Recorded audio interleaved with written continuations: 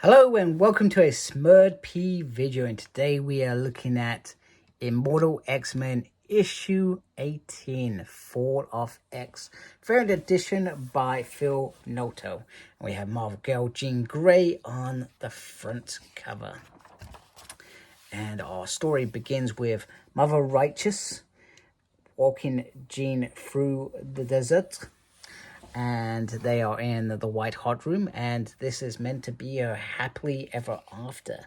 She is going to be called Dominum by the end. That is her intention. And this is written via Kieron Gillen.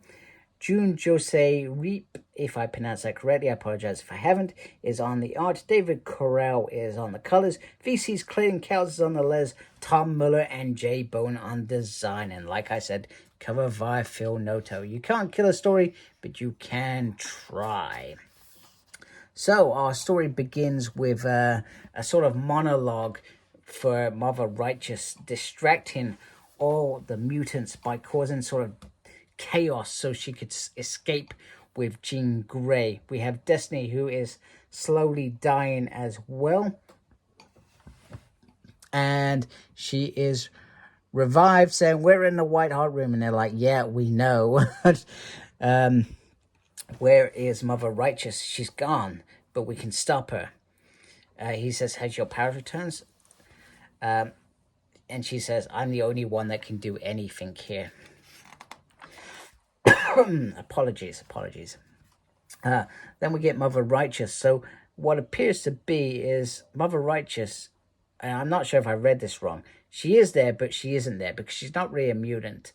And she's sort of using mutant sort of bits of them so that she could achieve what she could do to get into a White Hot Room, where she has Jean Grey, where she is going places to become the Dominant. That's how I've sort of read that. So we get Sinister and Professor Xavier on their little mission. Bear in mind, Sinister isn't really there. He's in Professor Xavier's brain still. And he says, "Why did you put it here?" He says, "Well, you know what? It's sort of like bad comedy. This is the place where Moira spent most of her time active on Earth in all these years." And Xavier wonders if she's still that awful robot, whether there's something to say. And then Sinister notes that actually, you know what? I've changed myself so much over the years that I'm not even me. I'm not even the real Sinister sort of anymore. That's why he can become the Dominant. So there are Orchis guards, and Professor Xavier can use his mind to control them. However, Sinister's science using Madison Jeffries' gas controls the sort of machines, etc. So we get then, so they go in there and start looking into what's of use, because it's all been damaged and control, etc. Why it's been in the hands of Orchis and Xavier and the X-Men as well. Mother Righteous confirms she is lazy. She didn't want to go through all the effort that Sinister did with Gene Paul in and all that hard work that he put in. She wanted an easy option, and magic wasn't that necessarily that easy option. Otherwise, everybody would have been using it to achieve their goals, fight wars and whatnot, etc. But using mutants and pieces of them, she has gained the power to get to this point where she sort of influenced little bits and bobs to get to the White Hot Room. And then Destiny it says she hasn't been able to talk about the Dominant for a period of time, ever. She's only been able to work in the background trying to stop this from being successful. And once she gets to talk to Mother Righteous, she can talk her out of what she's doing. It's the only way. So Xavier is making all these little repairs, etc. And he says, "Don't patronize me. I built the first Cerebro, remember? I'm not, incompetent, but also I have an electrical engineer who I'm slowly reaching into and using his powers, etc. So they start talking about the Dominant, and Sinister says, you know, the Dominant wouldn't be so casual. He wouldn't be, he would be here if he had achieved dominance or now, which says that they are in the process of achieving this. And that's why we're still breathing. That's why we're still able to move about, because if the Dominant Sinister had already happened, we wouldn't be able to stop it. So apparently Stasis and Orbis have failed to try and get Dominant as well. I'm not sure if that's covered in other issues. I don't think it is, because I think I've read a majority. So I don't think they've achieved that, but they have failed a couple of times, etc. Then we get Mother Righteous once again. She wanted to use Legion's powers because he was the most powerful and multi-dimensional, etc. But it didn't really work out well. And all she knew is she needed to get Jean Grey, who's so connected to the Phoenix, to the White Hot Room, because she will always end up there when she dies, in between while she is waiting. I really do hope that I've understood these things correctly, because I don't know why. Maybe I've had a long day at work. This has felt like, when I was reading this, it took me a while to gather this up, and I feel like, and I hope that I'm not telling this wrong, how I've understood it, etc. So, she's going to use Jean Grey as a pot of ink. So, in fact, I've already told you, there have been 3 attempts, but there's no 4th attempt on this. But there is now, because the 4th Sinister is Mother Righteous, which we know is Essex's wife, if I remember correctly.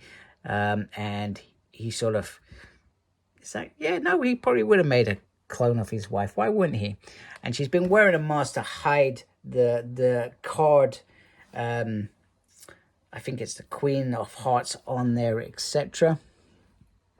So also Xavier goes into a little bit more depth in terms of the different types of them. So Sinister's was the Red Diamond, which we read in Sins of Sinister. Orbis was a Mysterium, and Cranite's Crystal Construct, and Status did something terrible to the sun. So they've learned who the 4th Sinister is, and this is what this whole little arc has been leading to. It's been leading to Mother Righteous becoming dominant of Sinister. I think I've got that all correct. So they have to stop it, but they have no idea where the woman is. And then we get this Mother Righteous happily ever after, where it sort of talks you through the whole sort of plot. The team arrived to tell her to stop, etc. However, she sends monsters, horrors in their way. And so while they're distracted, she shoves that knife in Jean Grey's heart. Whew, what a moment. If she wasn't dead, I would have gone, wow. Hot damn. So Jean's all messed up, otherwise she wouldn't have been able to get that far. So Destiny gives her one last thing to tell her to stop, don't do it, etc. However, we get this beautiful, beautiful thing, which I may have put in the thumbnail and sort of spoiled it, etc. So once upon a time, there was a simple girl from Essex. She became a dominant. She lived happily ever after. Ascension is achieved. Ascension is required. Ascension grows, except, oh dear, oh dear, oh dear. However, his mistress of stories should have known there's always a twist. Look behind you. Yep, that's right. That looks like a Sinister thing, and she is fired back to the White Hot Room, where Destiny knocks her around and says, what have you done? I was trying to tell you. You've doomed us all, etc. So, this is it. This is just the end. And we learn that there may have been 4 clones.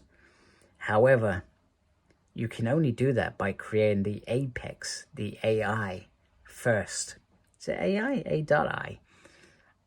So there's always an original. There was 5, not 4. Boom. What a damn ending. It was brilliant. I love it. I love that there wasn't just 4. So obviously Sinister, I can't remember whether Orbis or Stasis, who is what. and then you've got Righteous there, and then you've got the original. I was Nathaniel Essex. I am long dead. I am a ghost in the machine. You may call me Enigma. You were told you had new gods. You do. I am he. I can see all of you. Every part of you will become part of me. So, obviously, this is the end of Immortal X-Men. I'm not sure if this is going to exist afterwards, but some form of these characters has to exist, because surely we can have this originals dominant universe or world, or he's just going to be in the background, and that's going to be the next build up. Fall of X is going to be finished, and then we're going to have this new era, and that is going to be the big story of that era. So I'm very excited, and I hope Kieron gets new lease in this world as well, because this has been fabulous. I've really enjoyed Immortal X-Men from start to finish. The other thing that I wanted to point out, I really enjoyed the art in this issue. I don't usually go and sprout off about art, but I felt like the art was absolutely pitch perfect in every sort of scene. It was crisp and beautiful and ugly, and it was fantastic. I absolutely loved it. So Immortal X-Men finishes not with a bang, not with a whimper, but a dominant. So there we go. Anyway, I hope you like my video. If you do, please support my channel by subscribing. I would really appreciate it. Thank you to those that already subscribed to my channel. Thank you for watching. Make sure you look after yourself. Very important these days. And as always, embrace the geekiness. Take care. Goodbye.